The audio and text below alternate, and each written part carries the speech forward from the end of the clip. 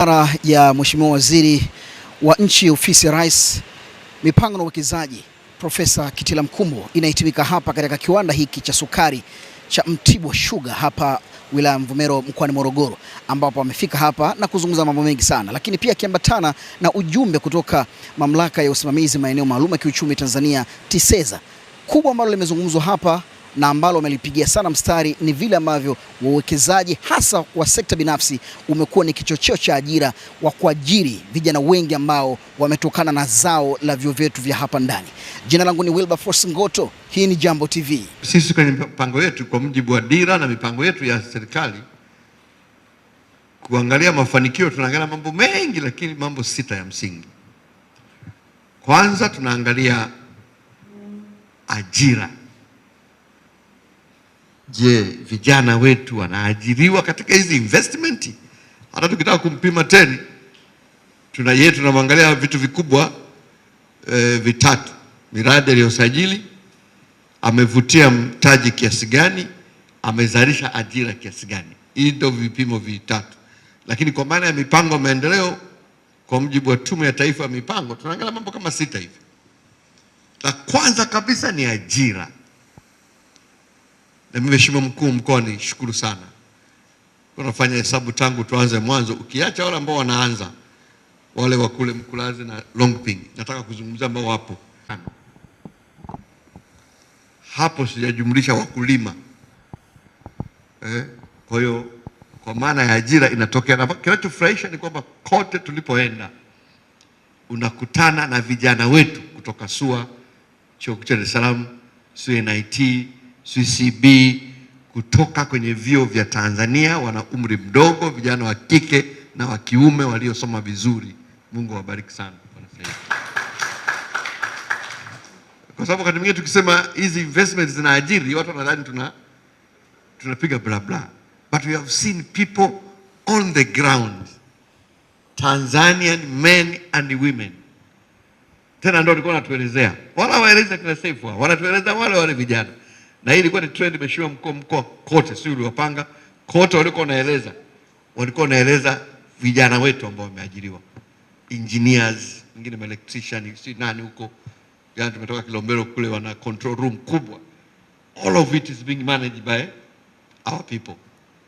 Kwa hili ni jambo ambalo la kwanza limenifurahisha sana. Kwa hiyo ajira, na nikienda kuripoti kwa Mheshimiwa Rais, namwambia hizi investment zako mama, ajira zipo. La pili ambalo tunaangalia ni swala la kujitosheleza kwa mahitaji muhimu ya msingi katika nchi.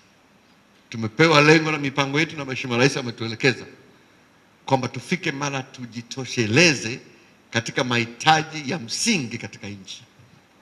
Ukiacha chakula huko na nini, mazao matatu ya haraka. La kwanza, namba 1 limewekwa sugar. Lazima tu attain self sufficiency kwenye sukari. Na ukisoma ile dira ya taifa ina mambo 4. Tunataka kujenga taifa la namna gani? Taifa namba 1 lenye ustawi kwa wote. 2, taifa jumuishi, maana kila mtu awe.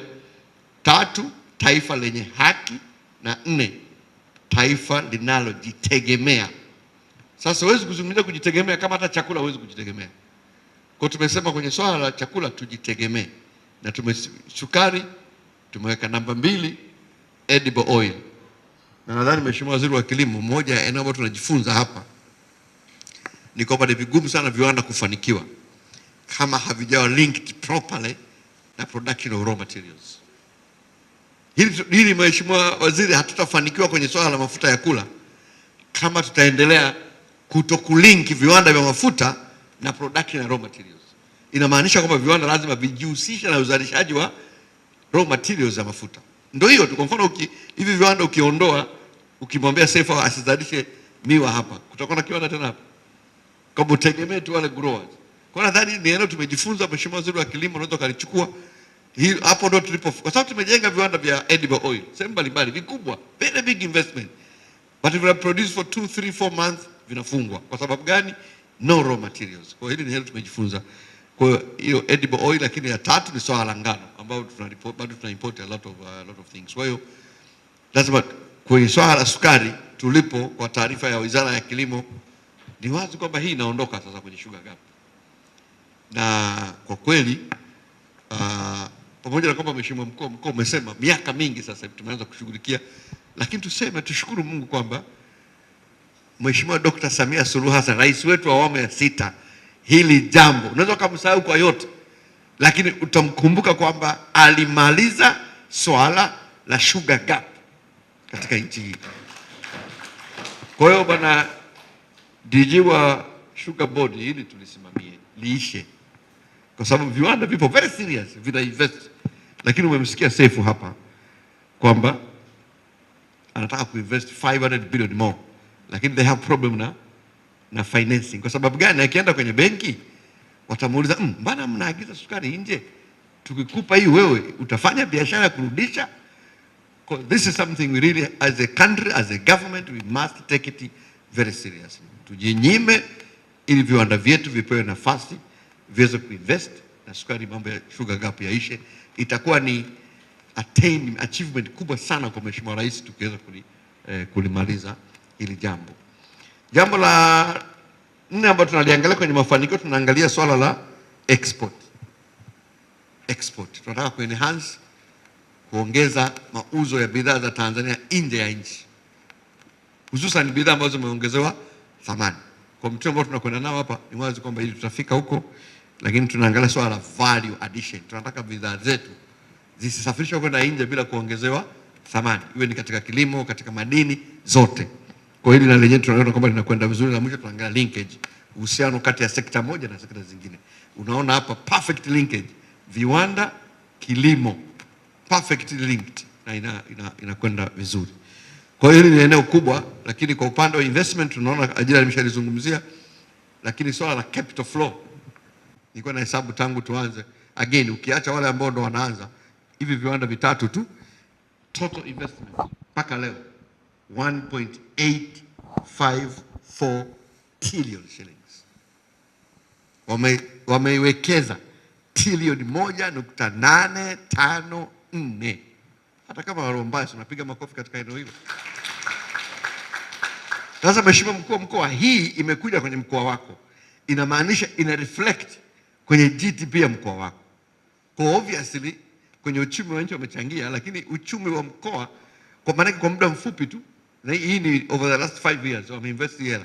Maana over the last 5 years kwa viwanda vitatu peke yake tumeshaongeza GDP mkoa wa Morogoro 1.854 trillion shillings.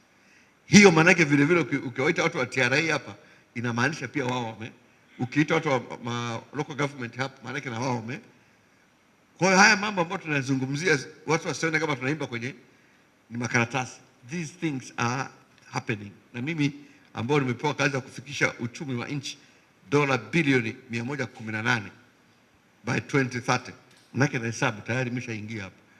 Tayari naingia hapa. Nikihesabu hapo 1.8 trillion unazungumzia hapo karibu dola milioni ngapi? Bilioni 1. Tunahesabu, ndio tunaongeza hivyo. Hapa ni mkoa wa Morogoro na viwanda vingapi? So mambo, Mheshimiwa Mkuu wa Mkoa, Mheshimiwa Waziri, mambo yanatokea. Na la mwisho ni swala la sisi kama serikali kuendelea kusupport private sector. Ndugu zangu, katika viwanda tumetembelea vyote hivi. Kiwanda cha serikali cha umma ni hiki, kile cha Mkulazi. Kwa hiyo yani katika viwanda 7 tulivyo navyo, serikali ina vishare vichache pale Kilombero 25%, nadhani TPC Moshi pale, but basically katika viwanda vyote 6 private sector. Hiyo maana yake nini?